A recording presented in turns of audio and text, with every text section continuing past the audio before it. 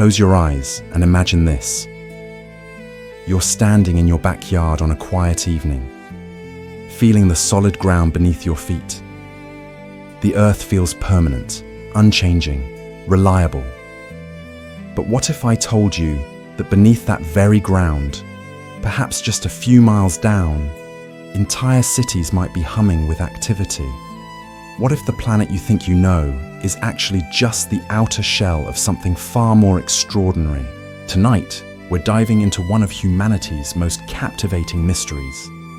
The idea that our Earth isn't simply a ball of rock and molten metal, but a world within worlds. A place where advanced civilizations might have been thriving in secret for thousands, maybe tens of thousands of years. I'm your host for this journey into the unknown, and welcome to Lost Mysteries, where we explore the mysteries that make you wonder if everything you thought you knew about our world might be just the beginning of a much larger story. Before we go any deeper, let me paint you a picture that will change how you see the ground forever. We've drilled deeper into space than we have into our own planet. Think about that for a moment. We know more about the surface of Mars than we do about what lies just 20 miles beneath your feet right now. The deepest hole humanity has ever dug barely scratches the surface of our 8,000-mile thick planet. That leaves thousands of miles of completely unexplored territory right here at home. And in all that unexplored space, in all those hidden depths, what if we're not alone? The concept isn't new. Ancient cultures across the globe have spoken of underground realms since the beginning of recorded history. The Greeks described vast caverns where gods dwelled. Hindu texts tell of elaborate subterranean kingdoms filled with advanced beings. Native American traditions speak of ant people who saved their ancestors by bringing them underground during great disasters. But here's what makes this more than just mythology. We keep finding evidence that suggests these stories might contain fragments of something real, something that's been hiding in plain sight all along. Picture this scenario. You're an ancient civilization facing a catastrophic ice age, or maybe a massive asteroid impact. Where do you go? How do you survive when the surface world becomes uninhabitable? The answer is obvious. You go down. You dig deep. You create sheltered communities that can weather any storm the surface world might face.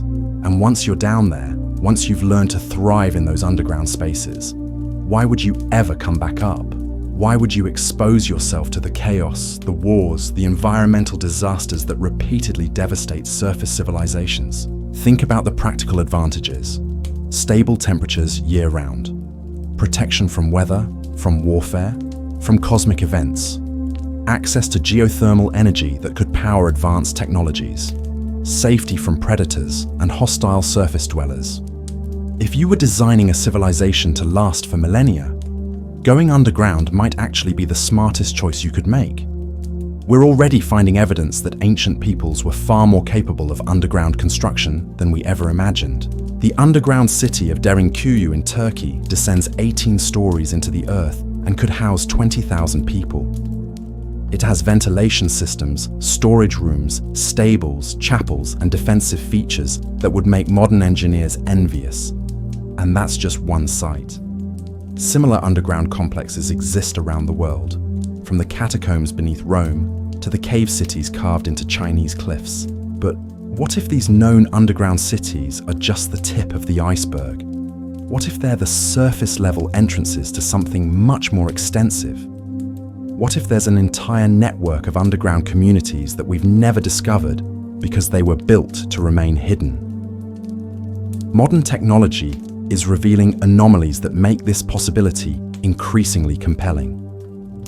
Seismic waves, those vibrations that travel through the earth after earthquakes, sometimes behave in ways that suggest vast hollow spaces exist, where conventional geology says there should only be solid rock.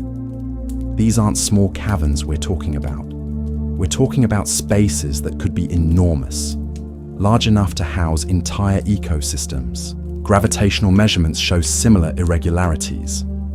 In certain locations, the pull of gravity is weaker than it should be, as if there's less mass below than our models predict. These gravitational anomalies often correspond with areas where seismic data also shows strange readings.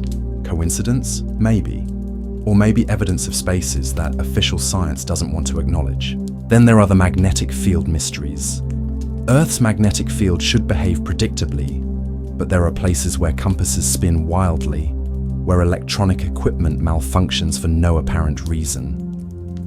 The polar regions are particularly notorious for this, but similar phenomena occur in locations around the globe. Many of these magnetic anomalies happen in regions that have long been associated with strange sightings and unexplained phenomena. What's fascinating is how these scientific anomalies line up with places that have captured human imagination for centuries. Areas where explorers have reported unusual weather patterns, where aircraft have encountered unexplained turbulence, where the very atmosphere seems different. Could these be locations where the boundary between our surface world and hidden underground realms is thinner? Consider the deep cave systems we continue to discover every year. In 2009, explorers found the world's largest cave passage in Vietnam. It's so massive it has its own weather systems and could fit a 40-story skyscraper inside it.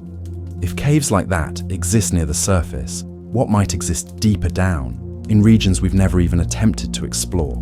And the life forms we find in these deep caves challenge everything we thought we knew about what's possible in underground environments.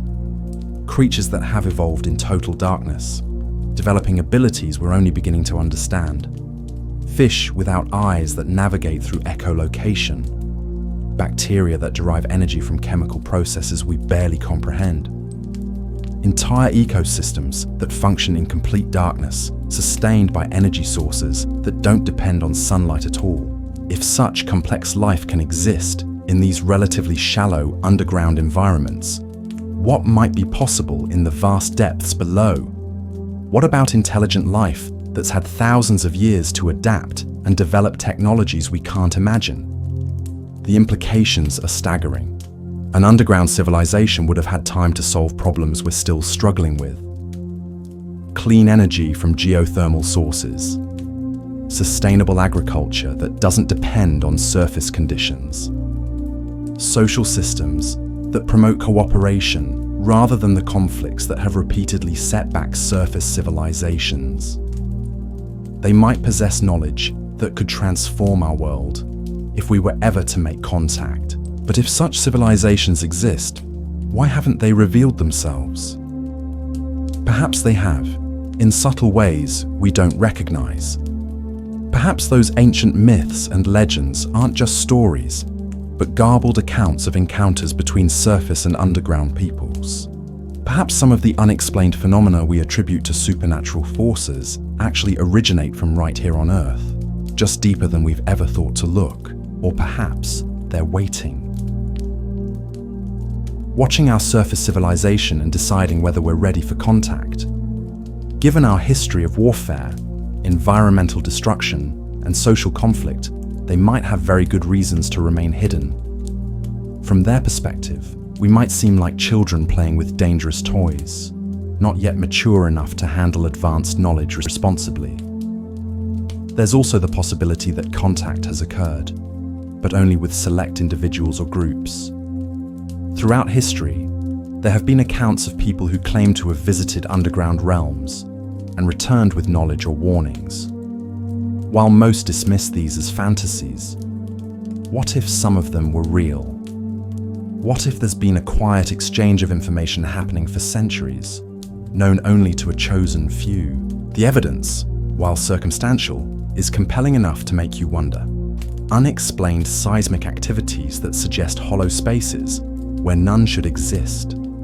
Ancient structures that required engineering knowledge we didn't think early humans possessed. Modern discoveries of vast underground ecosystems that thrive in conditions once thought impossible for complex life. Military and government secrecy around certain underground installations adds another layer of mystery. Strange phenomena at both polar regions that remain unexplained despite decades of research. And then there are the practical considerations that make underground civilizations not just possible, but logical. If you were part of an advanced underground civilization, wouldn't you want to monitor what was happening on the surface? Wouldn't you want early warning systems if surface dwellers started digging too deep or developing technologies that might threaten your hidden world? This could explain some of the UFO sightings and unexplained aerial phenomena that have puzzled investigators for decades. Instead of visitors from other planets, these might be reconnaissance vehicles from other parts of our own planet, craft designed to operate in the unique conditions between surface and underground realms, using propulsion systems we haven't developed yet. The technology required for such craft isn't necessarily beyond human understanding. If an underground civilization had centuries to develop their science without the interruptions of wars and social collapse, they might have solved problems like clean energy and advanced materials science long ago. They might have learned to harness geothermal energy in ways we haven't imagined, or developed materials that can withstand the unique stresses of underground to surface travel. They might have created transportation networks that span continents, hidden beneath our feet, connecting communities we never knew existed. But perhaps the most intriguing aspect of this possibility is what it would mean for our understanding of human potential. If there is an advanced civilization living beneath our feet, it would prove that human beings are capable of far more than our surface history suggests. It would mean that somewhere on this planet, people have created a sustainable, advanced society that has lasted for millennia. That's a hopeful thought in a world that often seems chaotic and destructive. It suggests that the problems we face aren't insurmountable, that human ingenuity and cooperation can create something lasting and beneficial. Even if we never make contact with such a civilization, the mere possibility that it exists is inspiring. As we continue this exploration, we'll delve deeper into the evidence and theories surrounding underground civilizations. We'll examine ancient accounts that might be more than myth, investigate modern discoveries that challenge our understanding of Earth's structure, and consider what it would mean if we truly aren't alone on this planet. The journey we're about to take will challenge your assumptions about the world beneath your feet and invite you to consider possibilities that mainstream science doesn't acknowledge. Whether you emerge convinced or skeptical, you'll never look at the ground beneath you the same way again. So, settle in, get comfortable, and prepare to explore the hidden depths of our world. Because tonight, we're going to discover that the Earth you thought you knew might be far more mysterious and populated than you ever dared to imagine. The whispers of hidden realms grow stronger when we examine the peculiar behavior of sound itself in certain locations around our planet. There's a phenomenon that scientists have been quietly documenting for decades, something they call the global hum. It's a low-frequency vibration that sensitive equipment can detect in dozens of locations worldwide, from remote deserts to urban centers. This isn't random noise. The frequencies are too consistent, too organized. They pulse with an almost rhythmic quality, like the heartbeat of something vast and alive deep within the Earth. The sound travels through solid rock in ways that shouldn't be possible according to conventional acoustics. It's as if the planet itself is trying to communicate, sending signals through thousands of miles of stone and soil. What makes this even more intriguing is where these sounds are strongest. They emanate from areas that correspond almost perfectly with ancient sites, where people have reported encounters with underground beings for centuries. Places where traditional cultures built their most sacred temples, often directly over cave systems or geological anomalies. Could these acoustic signatures be evidence of vast mechanical systems operating in the depths below? Underground cities would need ventilation, transportation, and energy distribution networks that could span continents. Such infrastructure would create sound, vibrations that would travel through the Earth's crust, and eventually reach our monitoring equipment on the surface. The frequency patterns are particularly telling. Many of them fall within ranges known to affect human consciousness and biological processes. Specific sound frequencies can influence everything from cellular metabolism to brainwave patterns. If an advanced underground civilization wanted to communicate with surface dwellers or influence their behavior, these exact frequencies would be the perfect choice. Think about the implications. What if those ancient oracles and prophets who claim to receive wisdom from the depths weren't experiencing supernatural phenomena, but actual communication from underground communities? What if the voices they heard rising from sacred caves and fissures in the earth were real voices speaking through carefully engineered acoustic systems? Underground water systems offer another window into the hidden infrastructure that might exist beneath us. We know that vast networks of rivers and aquifers flow through the Earth's crust, some larger than any surface river system. But the behavior of these underground waterways sometimes defies conventional understanding. Water appears in places where geological surveys say it shouldn't exist. Springs emerge from solid rock with no apparent source. Underground rivers change course without explanation, their flow patterns suggesting management by intelligence rather than simple gravitational forces. The chemistry of some deep water sources shows mineral combinations that shouldn't occur naturally, as if the water has been processed or enhanced by artificial systems. Recent discoveries have revealed that these underground water networks are far more extensive than anyone imagined. In some regions, there's more fresh water flowing beneath the ground than in all the surface rivers and lakes combined. This hidden hydrological system could easily support large populations, providing not just drinking water, but transportation corridors and energy generation through underground hydroelectric systems. The biological evidence becomes even more compelling when we examine the sophisticated life forms thriving in deep cave environments.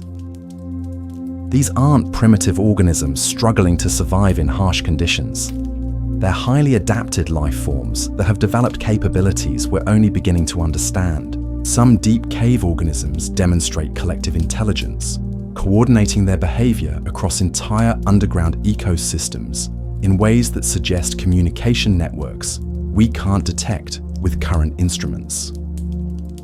Others show adaptive capabilities that allow them to modify their environments, creating conditions that support not just their own survival, but the flourishing of complex underground biospheres. The metabolic processes of these organisms often require no input from surface ecosystems. They derive energy from chemical processes that tap directly into the Earth's internal energy sources. Some appear to be photosynthetic, but using light sources that don't originate from the sun. Others demonstrate what can only be described as engineered biology, with metabolic pathways that seem too efficient and too precisely adapted to their environments to have evolved through random processes alone. If such sophisticated biological systems can emerge naturally in underground environments, imagine what might be possible with conscious direction. Underground civilizations could have developed biotechnology that makes their environments not just habitable, but luxurious, living architecture that grows and adapts to changing needs.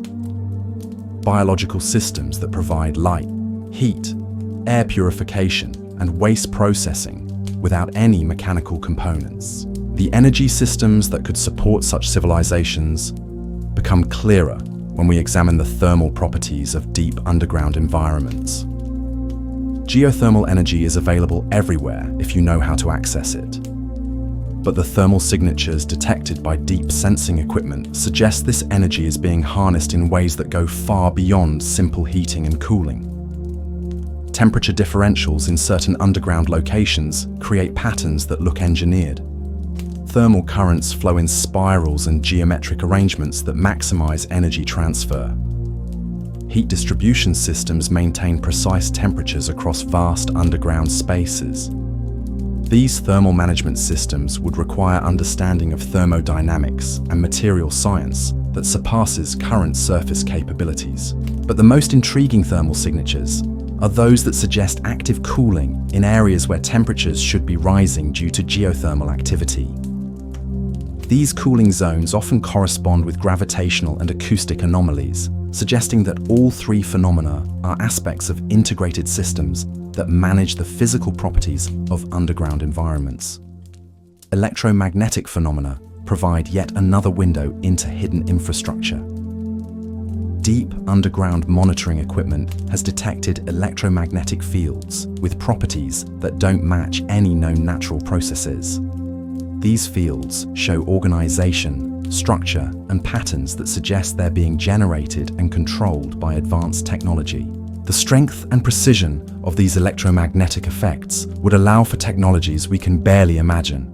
Power transmission without wires, using the Earth itself as a conductor. Communication systems that operate through electromagnetic resonance in underground chambers. Even transportation systems that use electromagnetic fields to move objects through underground passages without friction or mechanical contact. Some of these electromagnetic signatures pulse in rhythms that match biological processes, suggesting that underground civilizations might have developed technologies that integrate seamlessly with living systems. Electromagnetic fields that enhance biological functions, support healing processes, or facilitate communication between biological and technological systems. The precision of these electromagnetic effects is particularly remarkable.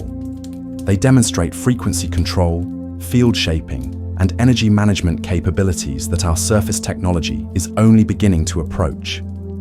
If these are artificial phenomena, they represent engineering achievements that would transform every aspect of how we understand energy and matter. Water management in deep underground environments reveals another layer of sophisticated infrastructure. Underground water systems don't behave the way surface hydrology predicts. Water appears in locations where geological models say it shouldn't exist. It flows in patterns that don't match gravitational gradients. It maintains temperatures and chemical compositions that suggest active management by systems we haven't identified. The chemistry of some underground water sources defies conventional explanation. Mineral compositions that shouldn't occur naturally.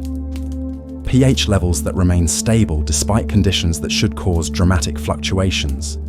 Dissolved gases and trace elements that suggest the water is interacting with systems that don't appear in geological surveys. But perhaps most intriguingly, some underground water systems show signs of biological activity that doesn't match any known ecosystem.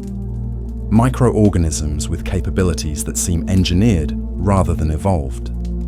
Chemical processes that appear to be managed by biological systems working in coordination with technological infrastructure.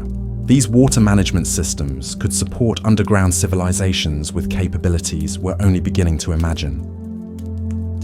Closed-loop systems that recycle and purify water with perfect efficiency.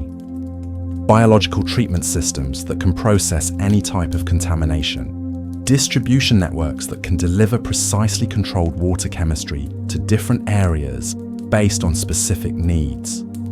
The integration of all these systems suggests something far more sophisticated than isolated underground communities scratching out a basic existence in cave systems.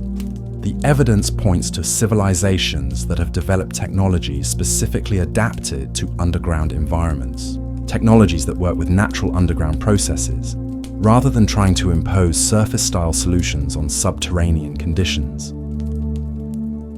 These underground technologies would have advantages that surface technologies lack. They would be protected from weather, warfare, and most natural disasters. They would have access to unlimited geothermal energy. They would operate in stable environments where precise control of physical conditions is possible. Most importantly, they could develop over thousands of years without the interruptions that have repeatedly set back surface civilizations. While surface communities have been disrupted by ice ages, asteroid impacts, wars, and social collapses, underground civilizations would have been protected from most of these disruptions. They could have maintained continuous technological development over timescales that dwarf recorded human history. This extended timeline would allow for achievements that seem impossible from a surface perspective. Technologies refined over millennia of uninterrupted development.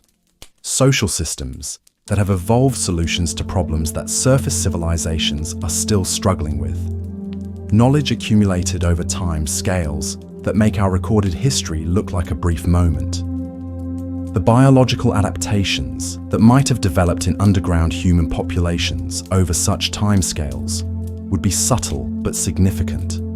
Enhanced night vision, improved hearing, stronger bone density, more efficient metabolism. These wouldn't be dramatic physical changes, but refinements that would make underground life not just possible, but comfortable and natural. More importantly, the cultural and intellectual adaptations could be profound. Communities that have maintained social harmony for thousands of years would have developed approaches to governance, education, and social organization that promote cooperation and sustainability. Their solutions to social problems could offer blueprints for creating more harmonious surface communities. But perhaps the most significant development would be their relationship with the planet itself. Underground civilizations would have learned to work with geological forces rather than against them. They would understand the Earth as a living system, with flows of energy and matter that can be guided and enhanced rather than simply exploited. This deep ecological understanding could have led to technologies that seem like magic to surface dwellers, systems that grow rather than being built, energy sources that increase rather than deplete over time, waste management systems where nothing is truly discarded, but everything becomes input for other processes. The question of why such civilizations would remain hidden becomes more complex when viewed from their perspective. If they've been observing surface civilization for thousands of years, they've witnessed the rise and fall of empires, the development of increasingly destructive weapons, the environmental damage caused by industrial technology. From their viewpoint, surface humanity might seem unprepared for contact with more advanced civilizations, but concealment might also serve protective purposes. Underground civilizations would be vulnerable to disruption if their locations and technologies became widely known. Their carefully maintained environments could be damaged by inappropriate contact. The energy required to maintain such concealment would be enormous by surface standards, but trivial for civilizations with access to unlimited geothermal power and thousands of years to develop efficient systems. They might have developed concealment technologies so sophisticated that they operate below the threshold of surface detection capabilities.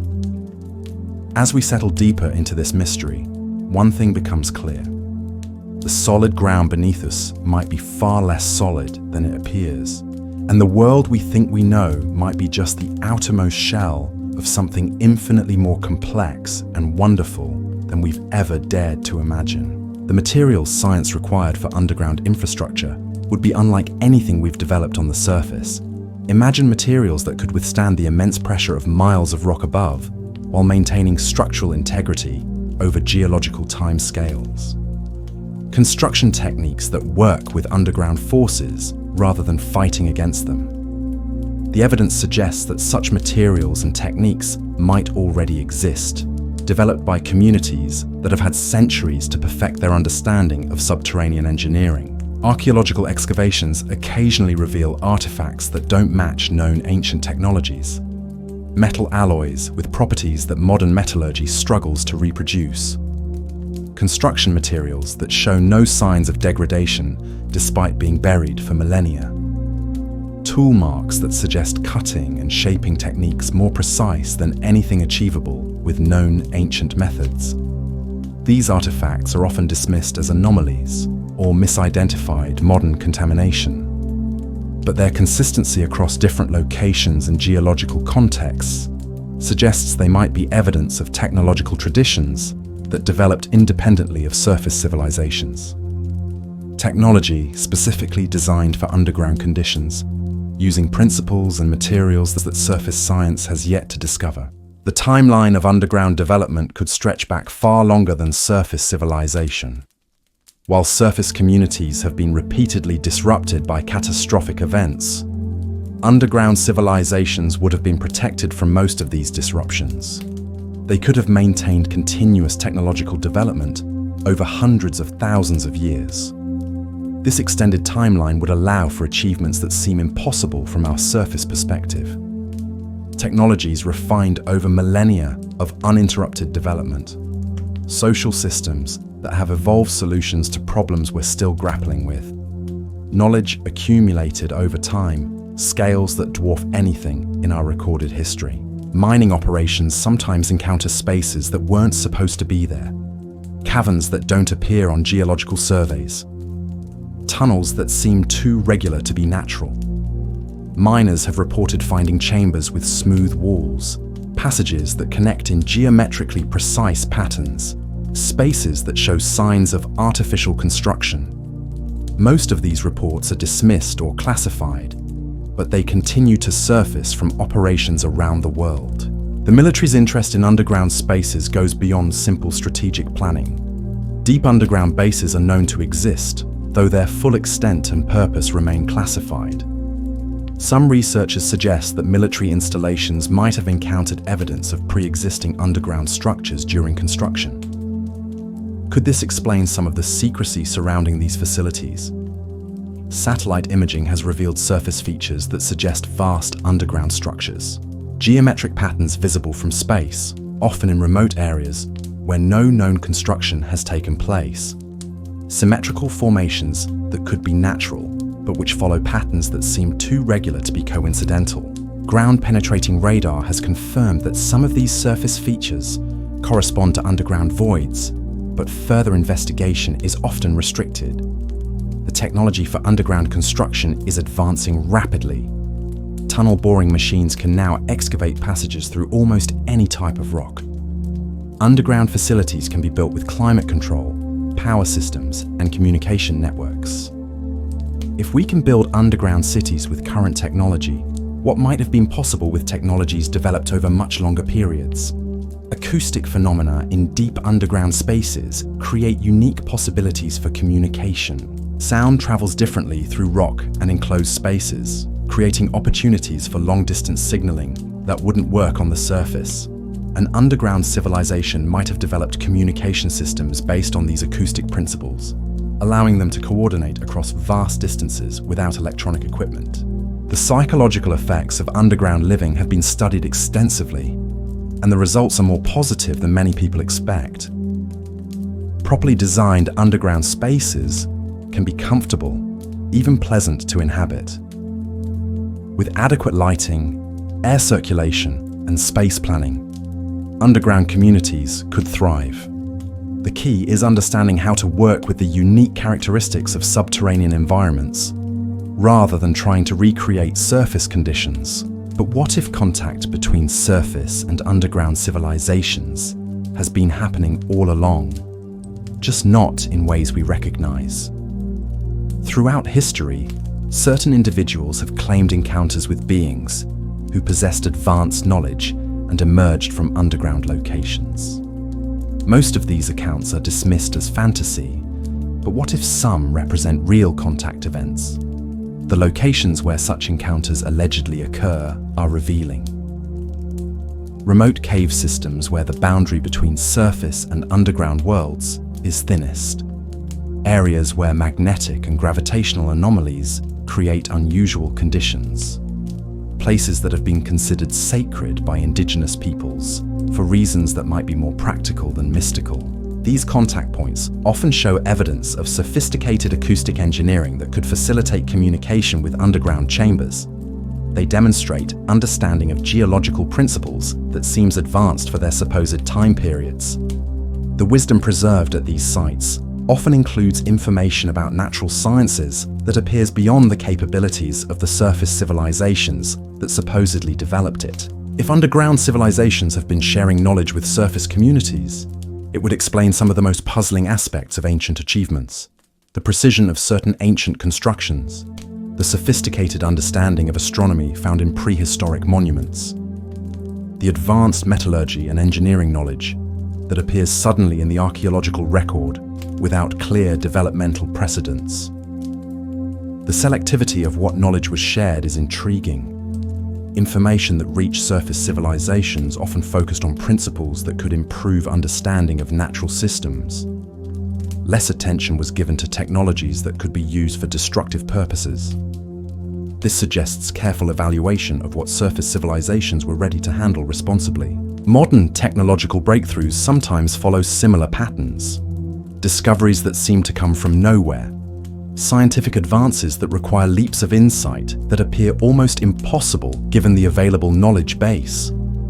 Could some of these breakthroughs represent continuing guidance from underground sources?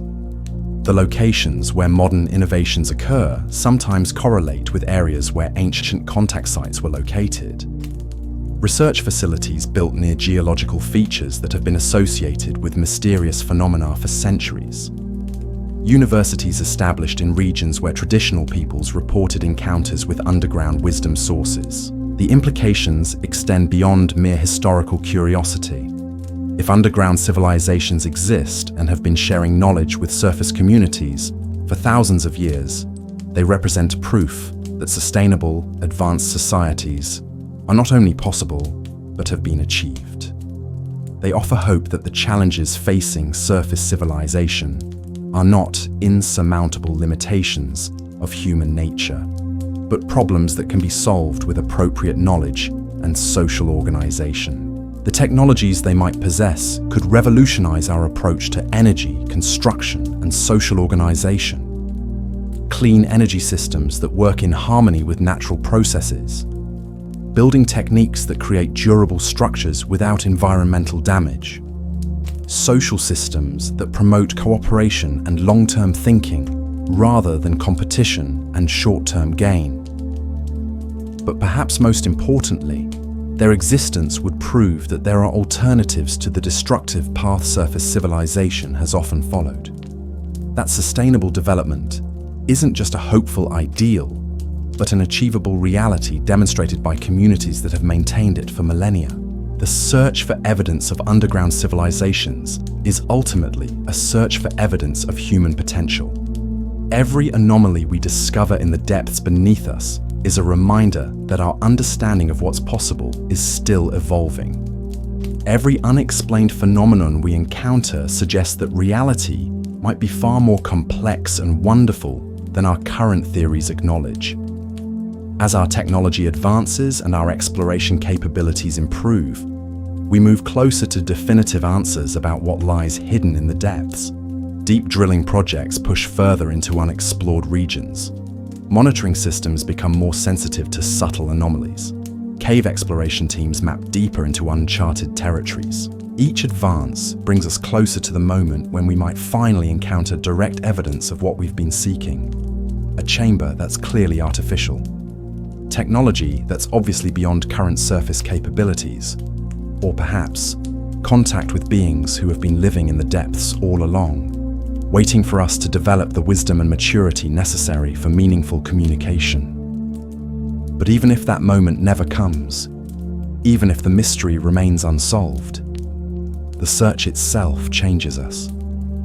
It expands our conception of what might be possible. It challenges our assumptions about the limits of human achievement.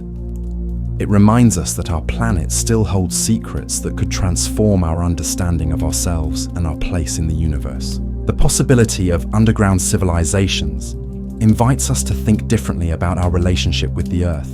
Instead of seeing it as a resource to be exploited, we might begin to see it as a partner in a much larger conversation. Instead of viewing the surface as the only realm that matters, we might recognize that we're part of a planetary system that extends far deeper than we've ever explored. The depths beneath us might hold not just physical spaces, but entire worlds of possibility. Communities that have solved problems we're still struggling with. Technologies that could heal the damage we've done to our environment. Social systems that could teach us how to live together in harmony rather than conflict. Whether these possibilities exist in reality or only in our imagination, they serve an important function. They remind us that human potential extends far beyond what we've achieved so far. They suggest that the future might hold solutions to problems that seem insurmountable today. And in that space between what we know and what we might discover, between the solid certainty we think we understand and the fluid mystery that might exist beneath us, entire worlds of wonder continue to exist. Waiting in the depths, patient as stone, mysterious as the darkness that has concealed them for so long. The greatest adventure might not require traveling to distant stars, but simply looking down, deeper into the hidden heart of our own planet, where the future of human civilization might already be unfolding in ways we've never dared to dream. The whispers grow even stronger when we turn our attention to the ancient texts and forgotten maps that have puzzled historians for centuries. Documents that seem to contain knowledge that shouldn't exist. Geographical information that predates our supposed discovery of certain lands by thousands of years. These aren't random curiosities gathering dust in forgotten libraries. They're potential evidence of contact between surface civilizations and sources of knowledge that conventional history simply cannot explain. Consider the remarkable phenomenon of ancient maps that show impossible accuracy. Charts created centuries before the age of exploration that depict coastlines with precision that shouldn't have been achievable with the technology of their time. Maps that show mountain ranges in correct proportion, river systems with accurate flow patterns, even islands in positions that weren't verified until satellite photography became available. The most intriguing aspect isn't just their accuracy, but what they reveal about the knowledge networks that must have existed to create them. Map making on this scale requires coordinated exploration across vast distances, sophisticated surveying techniques, and most importantly, the ability to share and preserve information across generations. Where did this knowledge come from? How was it maintained? And why does it often disappear from the historical record as mysteriously as it appeared? Underground civilizations could provide a compelling explanation. Communities that had been living beneath the Earth's surface for millennia would have had both the time and the motivation to develop extensive knowledge of global geography. They would have needed to understand the planet's structure and surface features to establish their own networks and maintain contact between distant underground settlements. Their mapping wouldn't be limited to surface features. Underground civilizations would have developed detailed knowledge of subterranean geography as well. Cave systems, underground rivers, thermal vents, and geological structures that surface civilizations have never explored. This three-dimensional understanding of planetary geography could have given them perspectives on surface features that wouldn't be available to surface-dwelling cartographers. But the mystery deepens when you examine not just what these ancient sources knew, but how they knew it. Many of these maps demonstrate understanding that seems to require an aerial perspective. Mathematical projections that suggest the map makers could somehow view the Earth from above, seeing the curvature and true proportions that would be invisible to ground-based observers. Some researchers have suggested that this aerial knowledge could indicate contact with extraterrestrial visitors. But what if the explanation is much simpler and much closer to home? What if underground civilizations had developed technologies that allowed them to observe the surface world from positions we haven't considered? Imagine vast underground chambers equipped with optical systems that can observe surface activities through carefully concealed openings, periscope-like devices that extend through miles of rock and soil, emerging at surface locations so subtle they've never been detected. Advanced imaging technologies that can map surface features using seismic vibrations or electromagnetic sensing. The transmission of this geographical knowledge to surface civilizations could have occurred through carefully managed contact events. Underground emissaries sharing selected information with surface scholars, traders, or explorers. Knowledge passed along through intermediaries who might not have fully understood the source or significance of what they were transmitting. This pattern of knowledge transmission appears in other areas beyond geography. Ancient texts contain astronomical information that predates the supposed development of advanced observational techniques, mathematical concepts that weren't supposedly discovered until much later periods. engineering principles that seem beyond the capabilities of their attributed time periods. The precision astronomical knowledge found in ancient monuments is particularly compelling. Stone circles that align perfectly with celestial events thousands of years in the future. Temples oriented to track the precession of equinoxes across timescales that dwarf individual lifespans. Calendar systems that account for astronomical cycles that require centuries of careful observation to detect. How did ancient peoples acquire such knowledge? The conventional explanation suggests generations of patient skywatching, with observations passed down through oral traditions. But this explanation struggles to account for the mathematical sophistication required to make such precise, long-term predictions. Underground civilizations would have had distinct advantages for astronomical observation. Protected from weather and atmospheric interference, they could have developed observational instruments and techniques that surpass anything achieved by surface cultures. More importantly, they would have had the social stability necessary to maintain continuous observations across the extended time periods required for such precise astronomical knowledge. The locations where such knowledge appears most prominently are revealing. Often, these sites are built over significant cave systems or geological anomalies, places where the boundary between surface and underground worlds might be thinnest. Sacred sites where ancient peoples claim to receive wisdom from mysterious sources, described as emerging from the depths of the earth. The oracle at Delphi, that famous source of prophetic wisdom in ancient Greece, operated from chambers built over geological features that produced unusual vapors and sounds. Modern analysis suggests the site sits over intersecting fault lines that create unique acoustic and chemical conditions. But what if those conditions also facilitated contact with underground communities? What if the oracle's wisdom came not from divine inspiration, but from information provided by beings who lived beneath the earth and had been observing surface civilizations for centuries? The prophecies often contained specific knowledge about distant events and future developments that would be impossible to predict without extensive intelligence networks. Similar patterns appear at sacred sites around the world. Locations where ancient peoples built temples or ceremonial centers over caves, springs, or geological anomalies. Places where wisdom was said to emerge from the depths of the earth. These sites often show evidence of sophisticated acoustic engineering that could facilitate communication with underground chambers. The cultural impact of this knowledge transfer can be seen in the myths and legends that developed around these contact points. Stories of gods or spirits who emerged from underground realms to share wisdom with surface dwellers. Accounts of beings who possessed advanced knowledge and technologies, but who remained largely hidden from ordinary view.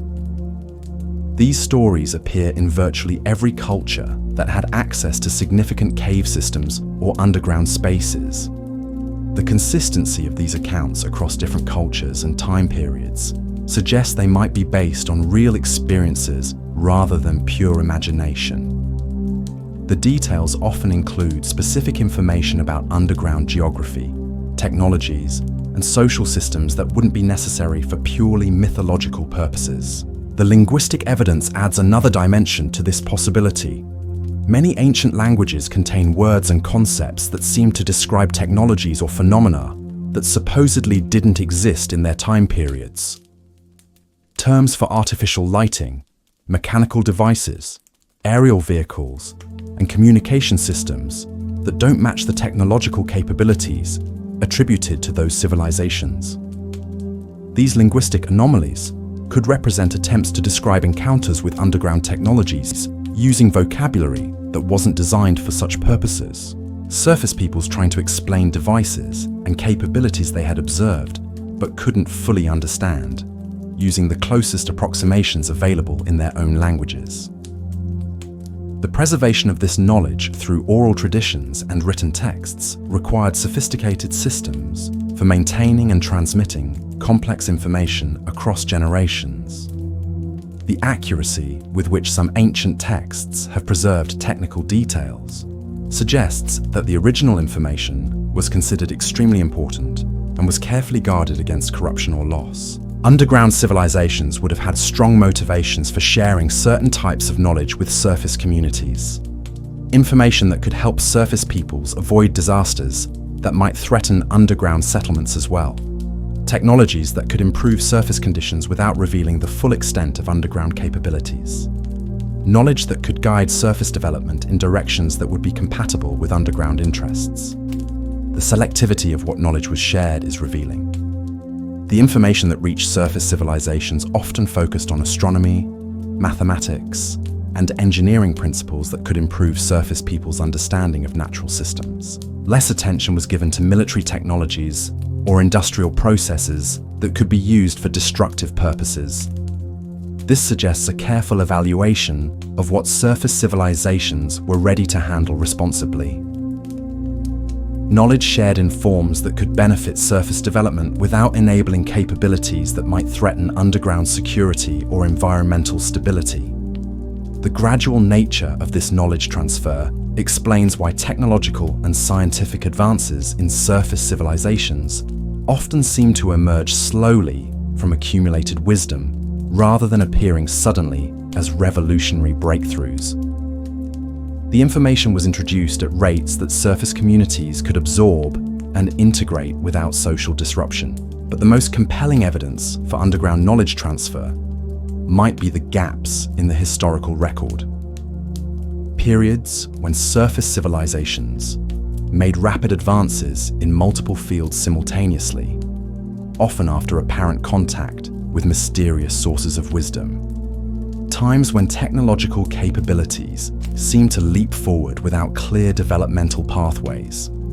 These breakthrough periods often coincided with increased activity at sacred sites associated with underground chambers or cave systems. Times when surface peoples reported more frequent encounters with beings who possessed advanced knowledge. The archaeological evidence from these periods often shows signs of outside influence on surface civilizations. New architectural techniques that appear without developmental precedent. Artistic styles that incorporate symbols and motifs that don't have obvious cultural sources. Technologies that seem to require knowledge, bases that surface civilizations hadn't developed independently. The decline of some ancient civilizations also follows patterns that suggest loss of contact with underground knowledge sources. Periods when technological capabilities seemed to deteriorate, when complex projects were abandoned, when advanced knowledge was gradually forgotten, as if the external guidance that had supported these civilizations' achievements had been withdrawn. This pattern of knowledge sharing and withdrawal could explain some of the most puzzling aspects of ancient history. Why some civilizations achieved remarkable sophistication and then seemed to lose their capabilities. Why certain technologies appeared in ancient times and then disappeared until being redeveloped in modern periods. The implications extend beyond historical curiosity.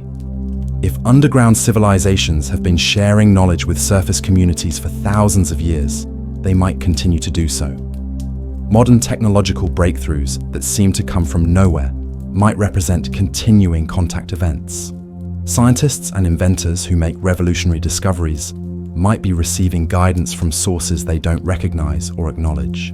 The locations where modern breakthroughs occur sometimes correlate with areas where ancient knowledge transfer sites were located. Research facilities built near geological features that have been associated with mysterious phenomena for centuries. Universities established in regions where ancient peoples reported contact with underground wisdom sources. The selectivity continues in modern times. The knowledge that becomes available to surface science tends to focus on technologies and discoveries that could benefit human development without enabling destructive capabilities. Advances in clean energy, medical research, and sustainable technologies. Less obvious progress in military applications or industrial processes that could cause environmental damage. This suggests that underground civilizations, if they exist, continue to evaluate surface humanity's readiness for different types of knowledge. They might be gradually sharing information as surface communities demonstrate the wisdom and maturity necessary to handle advanced capabilities responsibly. The ancient maps and texts that started this exploration might therefore be more than historical curiosities. They might be evidence of an ongoing relationship between surface and underground civilizations, a careful process of knowledge sharing that has been occurring for thousands of years and continues today. The geographical information in those ancient maps might represent just one aspect of much more comprehensive knowledge that exists in underground archives.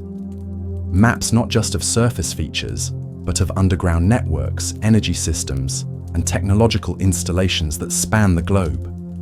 Information that could revolutionize our understanding of our planet's structure and capabilities. The wisdom preserved in ancient texts might be fragments of much more extensive knowledge bases maintained by underground civilizations.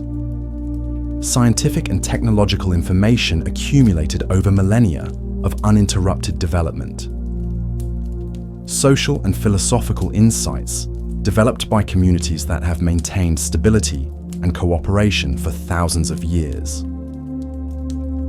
As we continue to study these ancient sources and compare them with modern discoveries, the patterns become clearer. The evidence for ongoing contact between surface and underground civilizations grows stronger. The possibility that we're not alone on this planet becomes more compelling. But perhaps what's most remarkable about these ancient knowledge transfers isn't their technological or scientific content. Perhaps it's what they reveal about the character and intentions of those who provided the information. The careful selectivity suggests wisdom and restraint. The focus on beneficial rather than destructive applications suggests ethical considerations that extend across thousands of years. If underground civilizations have indeed been guiding surface development through selective knowledge sharing, they've done so with remarkable patience and foresight. They've provided just enough information to help surface communities progress, but not so much as to overwhelm or corrupt them. They've shared knowledge that promotes understanding of natural systems while withholding technologies that could be misused. This pattern of careful, gradual guidance suggests a level of wisdom and social sophistication that surpasses anything achieved by surface civilizations. It implies communities that think in terms of millennia rather than decades, that prioritize long-term stability over short-term gain, that value the well-being of all human communities rather than just their own. The ancient texts and maps spread before us might therefore be more than windows into the past.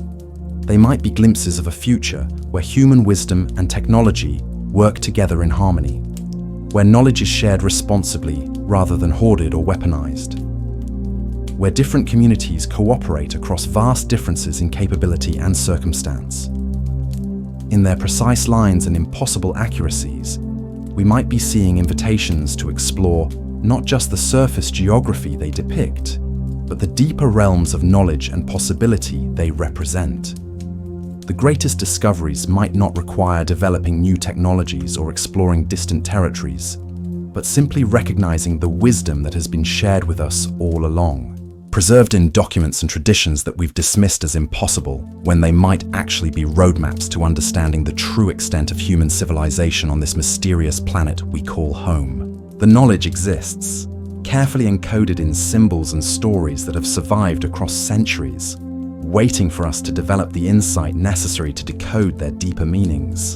And as we learn to read these ancient messages more clearly, we might discover that we're not the first surface civilization to face the challenges that seem so overwhelming today. Others have walked this path before us, guided by wisdom from the depths, learning to balance technological capability with ethical responsibility. The voices from below have been whispering to us all along, patient as stone, waiting for us to develop ears capable of hearing their ancient songs of knowledge and hope. The whispers from beneath take on new urgency when we examine the patterns of modern disappearances and unexplained phenomena that cluster around certain geological features. There are places on our planet where people simply vanish, where aircraft lose contact with ground control, where electronic equipment fails in ways that defy technical explanation. These aren't random incidents scattered across the globe. They follow patterns that correspond almost perfectly with areas where underground anomalies have been detected. Consider the curious case of missing persons reports from national parks and wilderness areas. Experienced hikers who know the terrain intimately disappear without a trace, leaving behind no footprints, no torn clothing, no signs of struggle or wildlife encounter. Search and rescue teams equipped with the most advanced tracking technology find nothing. It's as if these people simply stepped through a doorway that the rest of us cannot see.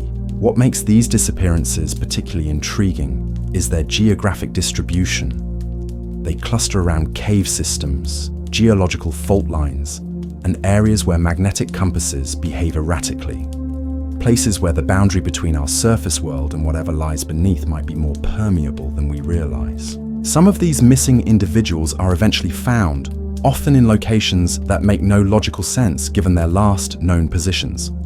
They emerge from areas that have already been thoroughly searched, sometimes days or weeks later, with no memory of where they've been or how they survived.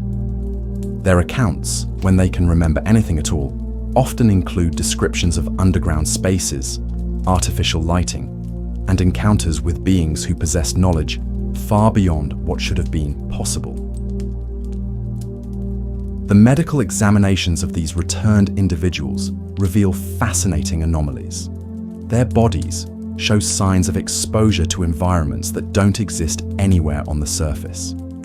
Mineral deposits in their hair and under their fingernails that match no known geological formations in the areas where they disappeared. Blood chemistry changes that suggest exposure to atmospheric conditions different from anything found at surface elevations. Most remarkably, many of these individuals return with enhanced capabilities they didn't possess before their disappearance. Improved night vision that allows them to navigate in complete darkness. Heightened sensitivity to sound and vibration that borders on the supernatural. An intuitive understanding of geological features and underground water sources that proves uncannily accurate. The authorities who investigate these cases maintain strict confidentiality about the details, but patterns emerge from the fragments of information that do surface. Medical personnel who examine the returned individuals are required to sign non-disclosure agreements. The case files are classified at levels typically reserved for national security matters. The families are often relocated and provided with new identities, ostensibly for their own protection. But protection from what? Or perhaps more accurately, protection from whom? The electromagnetic signatures detected in these disappearance zones suggest the presence of technology that operates on principles we don't fully understand. Equipment failures aren't random or temporary. They follow specific patterns that indicate systematic interference, rather than natural phenomena. Communication devices lose signal in ways that suggest active jamming, rather than simple distance or terrain effects. GPS systems don't just lose accuracy in these areas. They display readings that place locations in positions that seem to exist in folded space. As if the normal geometry of our three-dimensional world doesn't apply. Compass needles don't just point in wrong directions. They spin in patterns that suggest they're responding to magnetic fields arranged in complex geometric configurations that extend deep underground. The acoustic properties of these zones reveal even more intriguing characteristics. Sound behaves differently here, traveling in ways that don't match the surface topography. Voices can be heard with crystal clarity across distances that should render them inaudible, while sounds that should carry clearly are mysteriously muffled or distorted. It's as if the very air itself has been engineered to facilitate certain types of communication while blocking others. Underground civilizations would need sophisticated systems for monitoring surface activities, especially in areas where their own installations might be vulnerable to discovery. These disappearance zones could represent boundary areas where surface dwellers occasionally stumble into monitoring or access points that are normally invisible. The selection process for who disappears and who returns seems to follow criteria that suggest careful evaluation rather than random chance. The individuals who are taken tend to be those with specific skill sets or psychological profiles that might be valuable to an advanced underground community. Scientists, engineers, individuals with demonstrated problem-solving abilities or unusual adaptability to extreme conditions. Those who return often show signs of having undergone some form of evaluation or testing. Their enhanced capabilities suggest exposure to technologies or training methods that don't exist in surface civilization. Their altered brain chemistry indicates experiences that have fundamentally changed how their nervous systems process information and respond to environmental stimuli. But perhaps most significantly, their behavioral changes suggest exposure to social systems and cultural values that are markedly different from surface norms. Many returnees display increased cooperation, reduced aggression, and decision-making patterns that prioritize long-term consequences over immediate gratification. They seem to have internalized approaches to problem-solving and conflict resolution that are more sophisticated than anything taught in surface educational systems. The technological implications of these disappearance events extend far beyond simple abduction scenarios. The precision required to extract individuals from remote locations without leaving traces suggests transportation systems that operate on principles we haven't mastered. The ability to alter human physiology and psychology so systematically indicates medical and biological technologies that surpass our current capabilities by decades or centuries. The energy requirements for such operations would be enormous by surface standards, but trivial for civilizations with access to the unlimited geothermal resources available in deep underground environments. The infrastructure needed to support such activities would have to span vast distances, connecting monitoring stations and processing facilities across continental scales. Recent advances in quantum physics and dimensional theory provide frameworks that could explain some of these phenomena without requiring us to abandon scientific rationality. The concept of folded spacetime suggests that distances that seem vast on the surface might be much shorter through pathways that exist in higher dimensions. What appears to be instantaneous transportation might actually be movement through spatial shortcuts that underground civilizations discovered and learned to navigate. The biological enhancement observed in returnees might represent applications of genetic and neurological technologies that work with human potential rather than against natural limitations. Instead of crude surgical interventions, these might be subtle modifications that unlock capabilities that already exist latently within human biology, waiting for the right environmental triggers to activate them. The memory gaps experienced by many returnees could be protective rather than punitive. Information about underground civilizations and their technologies might be too dangerous or destabilizing for surface communities to handle at their current level of development.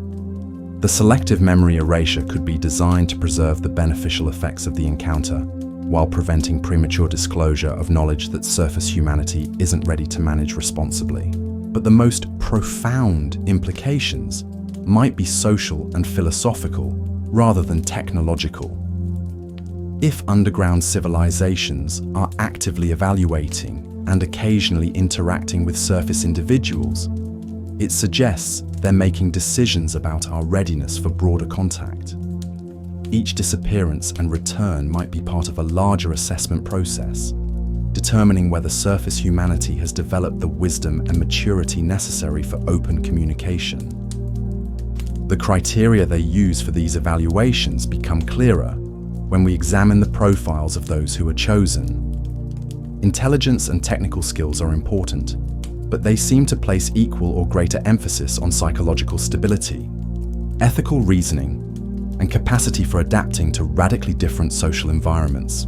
They appear to be looking for individuals who could serve as bridges between surface and underground communities when the time comes for more open interaction. The enhancements provided to returnees might serve multiple purposes beyond simply improving their individual capabilities. These enhanced individuals could function as sensors, providing underground civilizations with more detailed and nuanced information about surface society than could be obtained through remote observation alone. Their altered brain chemistry might make them more sensitive to communications from underground sources, creating a network of surface-based contacts who can receive and relay information when necessary. The geographic patterns of disappearance zones also correlate with locations where significant environmental or geological changes are predicted to occur. Areas where volcanic activity might increase, where seismic events are becoming more likely, where climate change is expected to have particularly dramatic effects.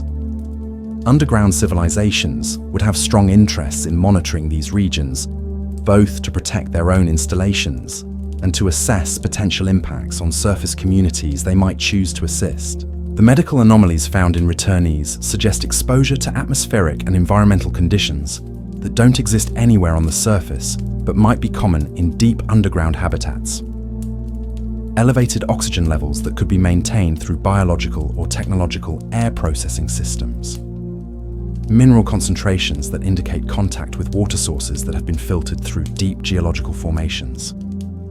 Trace elements that suggest exposure to energy fields or radiation signatures associated with advanced underground technologies. But perhaps the most significant medical finding is the apparent improvement in overall health and longevity markers observed in many returnees.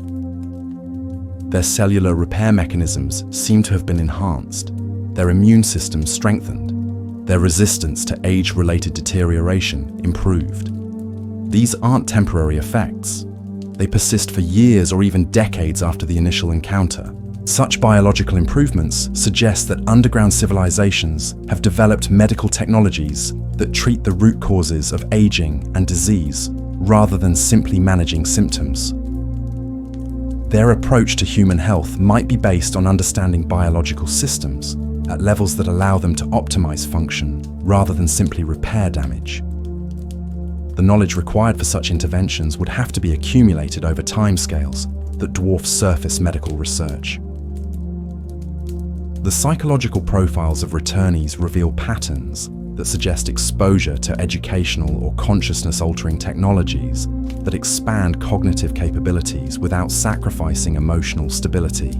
Many demonstrate enhanced pattern recognition, improved memory retention, and decision-making abilities that integrate rational analysis with intuitive insights more effectively than is typical for surface humans. These cognitive enhancements don't appear to be the result of surgical modifications or pharmaceutical interventions.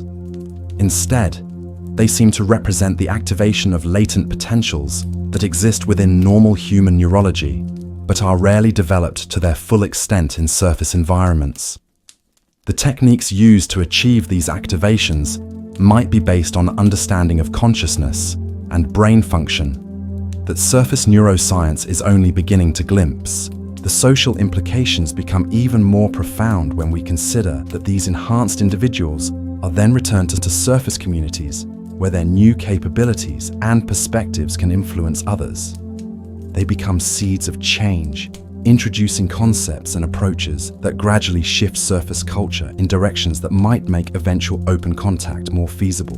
The disappearance zones themselves might be expanding, becoming more active as surface civilization approaches some kind of threshold that underground communities are monitoring carefully. Recent reports suggest that the electromagnetic anomalies associated with these areas are becoming stronger and more frequent.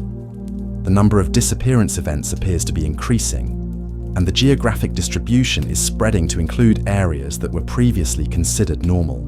This escalation could indicate that underground civilizations are preparing for some form of more direct intervention or contact. The evaluation process might be accelerating because external pressures, environmental changes, technological developments, social instabilities, are creating conditions that require more immediate responses. The knowledge gained from decades of selective contact events would allow underground civilizations to make informed decisions about how and when to reveal themselves to surface humanity. They would understand our psychological, social, and technological readiness better than we understand it ourselves.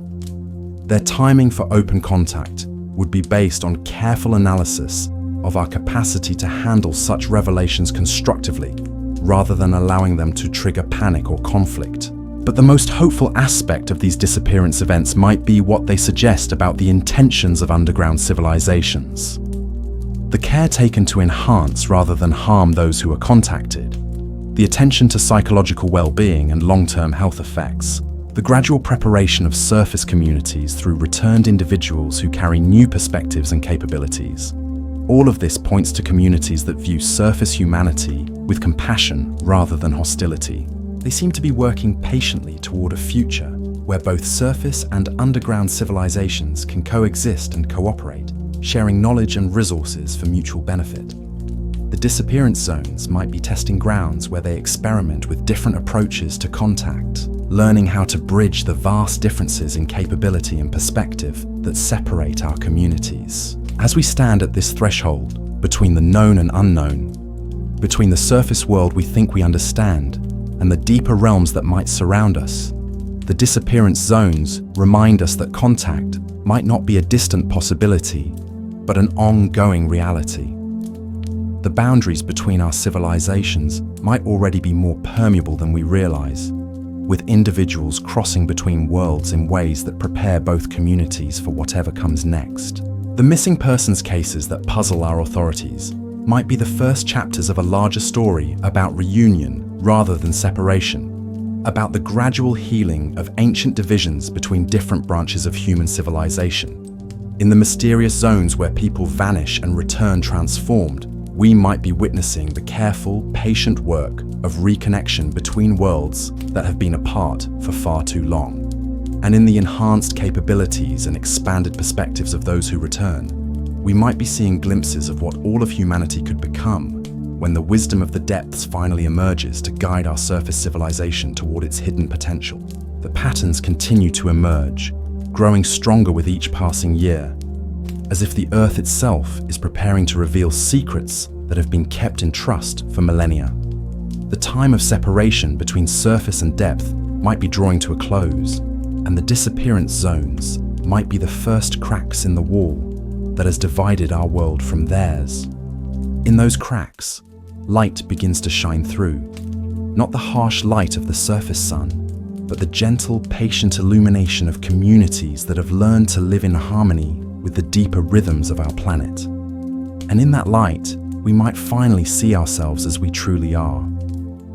Not alone on the surface of a hostile world, but part of a much larger family that has been waiting in the depths for us to grow wise enough to join them. The evidence becomes even more compelling when we examine the sophisticated monitoring systems that appear to be tracking surface activities from deep underground locations. Sensitive seismographic equipment has detected patterns of vibration that don't match any known geological processes. These aren't random tremors or the familiar signatures of tectonic movement. They're organized, rhythmic pulses that seem to originate from vast depths and travel through the Earth's crust in ways that suggest deliberate communication networks. What makes these seismic patterns particularly intriguing is their correlation with surface events.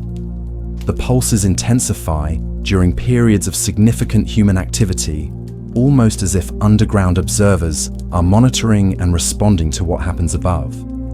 Major political developments, environmental changes, even large-scale construction projects seem to trigger increased seismic communication between underground points separated by thousands of miles. The sophistication of these monitoring systems becomes apparent when you consider the precision required to maintain such networks. Underground civilizations would need to coordinate activities across continental distances, sharing information about surface conditions, potential threats, and opportunities for interaction. The seismic communication system we're detecting might be just one layer of a much more complex information network that spans the globe. Recent technological advances have allowed us to decode some of the patterns in these underground communications. The signals aren't random noise, but structured information that follows mathematical principles, similar to those used in our most advanced digital communication systems. The data compression techniques appear to be far more efficient than anything we've developed, allowing vast amounts of information to be transmitted through relatively brief seismic pulses. The geographic nodes where these communications seem to originate or concentrate correspond almost perfectly with locations where other underground anomalies have been detected. Areas where gravitational measurements show unexplained variations. Regions where electromagnetic fields behave in ways that suggest artificial generation. Places where the chemistry of deep groundwater indicates processing by unknown systems. These communication hubs appear to be connected by pathways that don't follow surface geography. The signal routing suggests underground networks that take advantage of geological features we're only beginning to understand. Natural waveguides created by specific rock formations. Acoustic channels that can carry information across vast distances with minimal loss. Electromagnetic conduits that use the Earth's own magnetic field as a transmission medium. The energy requirements for operating such communication systems would be enormous by surface standards.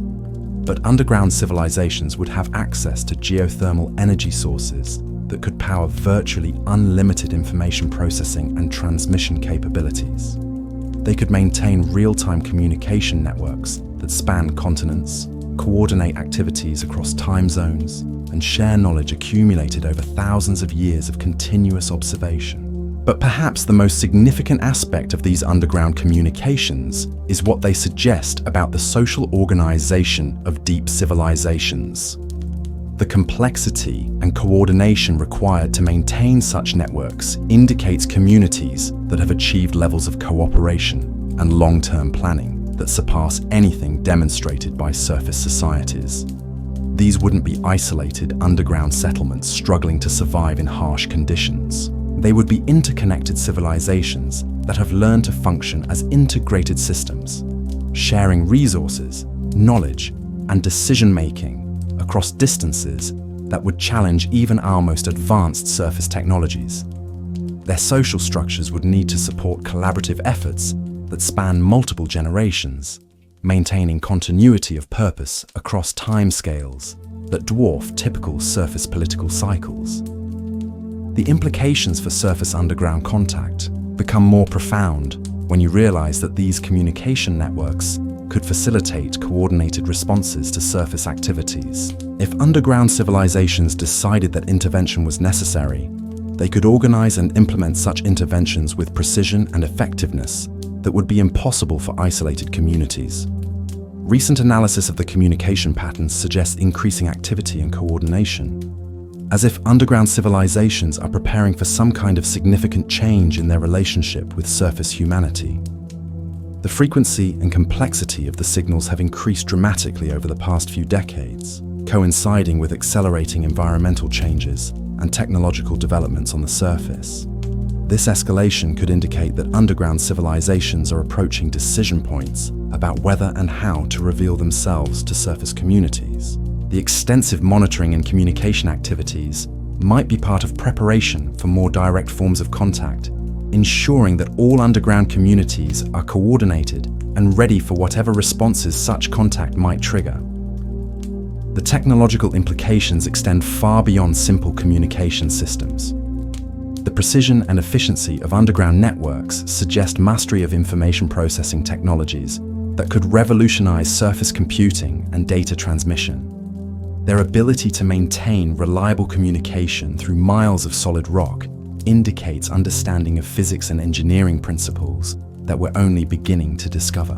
But the most intriguing possibility is that some surface individuals might already be connected to these underground communication networks. The enhanced capabilities observed in people who return from disappearance zones could include sensitivity to underground signals that normal surface humans can't detect. These enhanced individuals might serve as interface points, allowing underground civilizations to monitor surface conditions and communicate with surface communities through carefully selected intermediaries.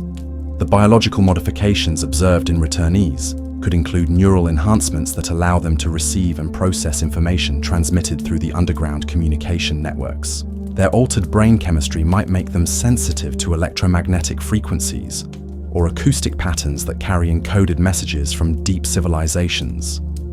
They could function as living receivers, capable of interpreting signals that would be meaningless to unmodified surface humans. This would explain some of the behavioral changes seen in returnees. Their improved decision-making capabilities might result from access to information processing resources that extend far beyond their individual consciousness. Their enhanced pattern recognition could be supported by underground analytical systems that can process vast amounts of data and provide insights that would be impossible to achieve through surface-level observation alone. The social implications are staggering. If underground civilizations areating with select, gradually already communic surface individuals, they could be introducing concepts and perspectives that prepare surface communities for eventual open contact. The returnees could serve as cultural bridges, helping to develop surface understanding of underground social systems and values. The communication networks might also serve protective functions, providing underground civilizations with early warning of surface activities that could threaten their security or stability. Large-scale mining operations, deep drilling projects, underground weapons testing, or geological engineering efforts could all pose risks to underground installations that have been carefully concealed for millennia. The ability to monitor such activities in real time would allow underground civilizations to take protective measures or even intervene to prevent activities that could cause mutual harm.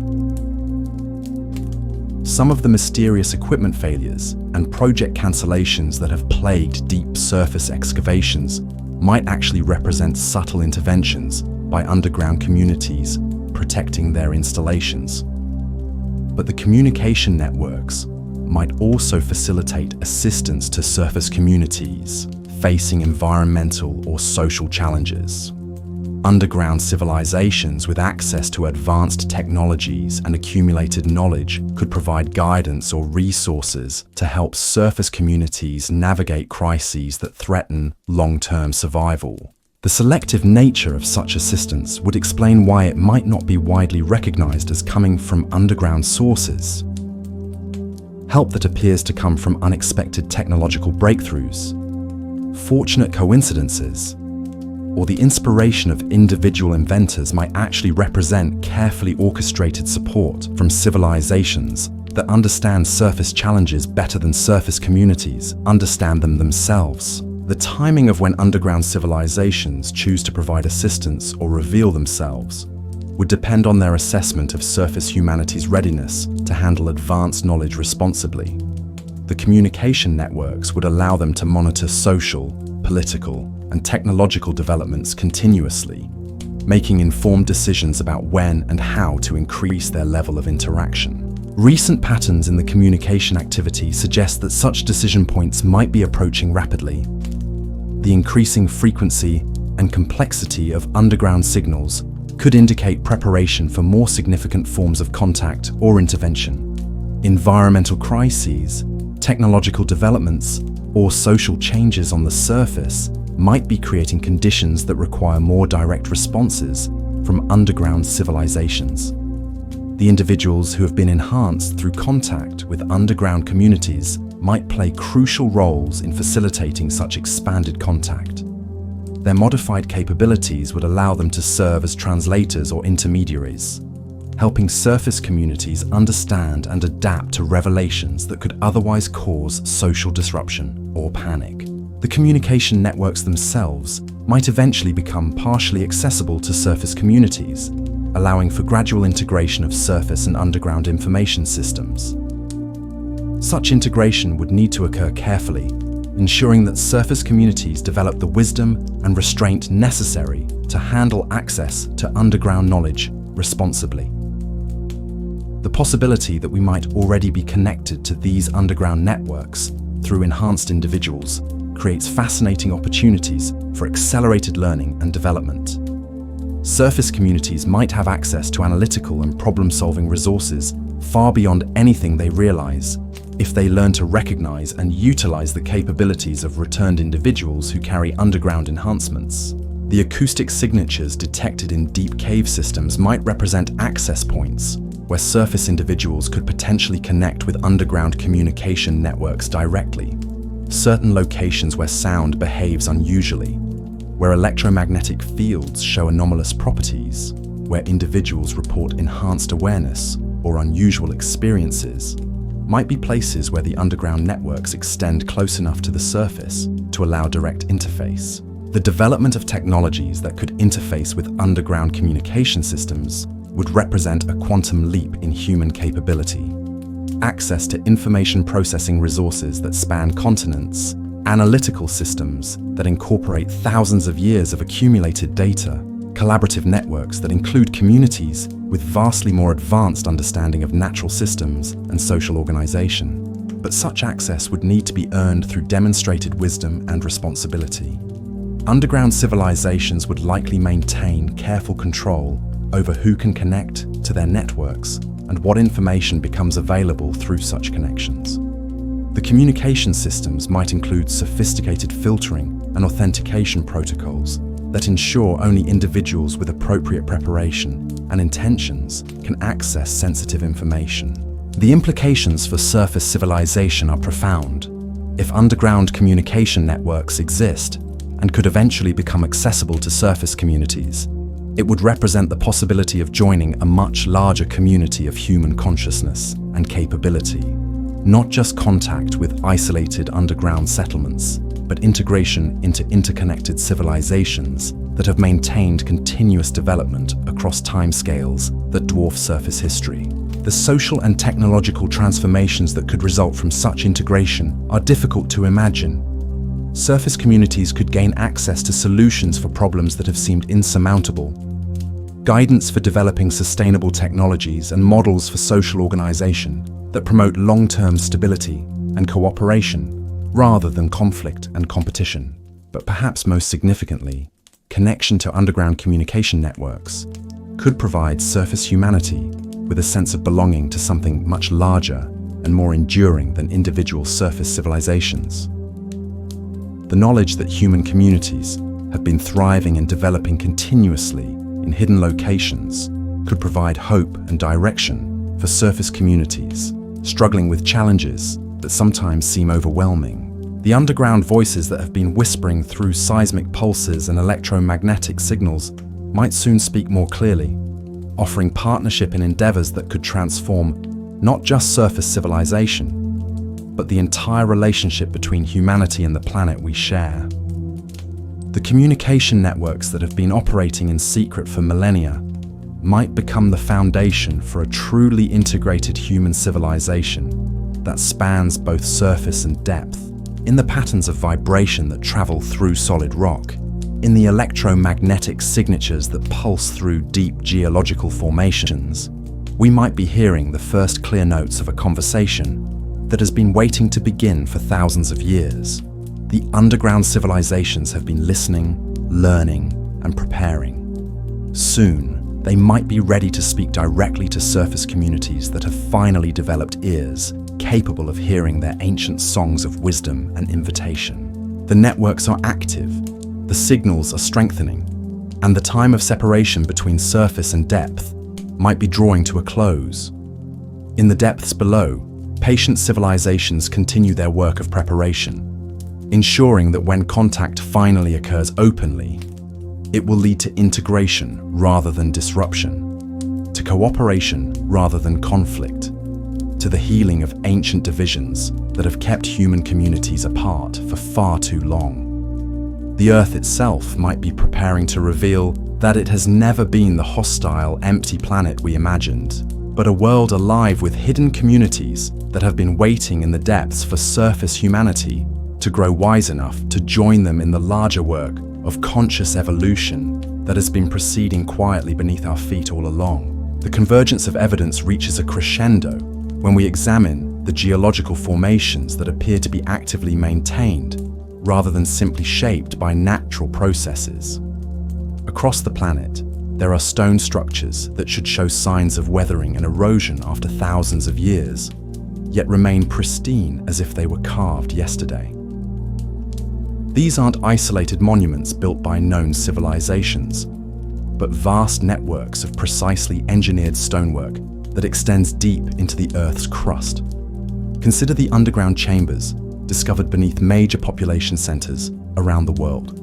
When construction crews dig foundations for skyscrapers or subway systems, they occasionally encounter spaces that don't appear on any historical records. Chambers with walls too smooth to be natural, corridors that connect in geometrically perfect patterns, ventilation systems that still circulate air efficiently despite their unknown age. Most of these discoveries are quietly sealed and forgotten, the construction projects redirected to avoid disturbing whatever lies beneath.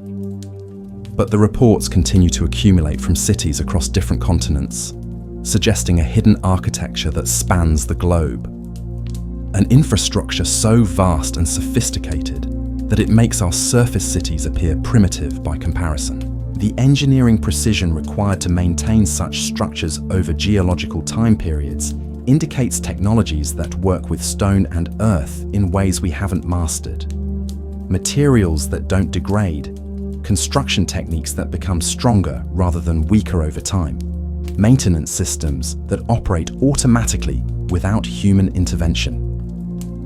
Recent ground-penetrating radar surveys have revealed that some of these underground structures show signs of active modification. Walls that shift position between scanning sessions, passages that appear or disappear without explanation, chambers that seem to expand or contract based on unknown criteria. This isn't the static architecture of abandoned ruins, but dynamic infrastructure that adapts to changing conditions. The biological integration we see in some of these underground structures suggests engineering approaches that blur the line between construction and cultivation. Walls that incorporate living systems for air purification and temperature control. Structural elements that grow and repair themselves using biological processes. Lighting systems that depend on bioluminescent organisms rather than artificial energy sources. This bioarchitectural approach would provide tremendous advantages for underground civilizations, self-maintaining structures that become more efficient over time rather than requiring constant repair, building materials that adapt to changing environmental conditions automatically, infrastructure that integrates seamlessly with underground ecosystems rather than disrupting them. The energy signatures detected around these bioarchitectural sites suggest metabolic processes occurring on scales that dwarf anything seen in surface biology. Entire building complexes that function as single living organisms, processing nutrients from groundwater and soil, generating energy through chemical processes we don't fully understand, maintaining optimal conditions for inhabitants through biological regulation systems. The implications for sustainable construction are staggering. If underground civilizations have mastered bioarchitecture, they've solved problems that surface engineers are only beginning to recognize. How do you create buildings that improve the environment rather than degrading it?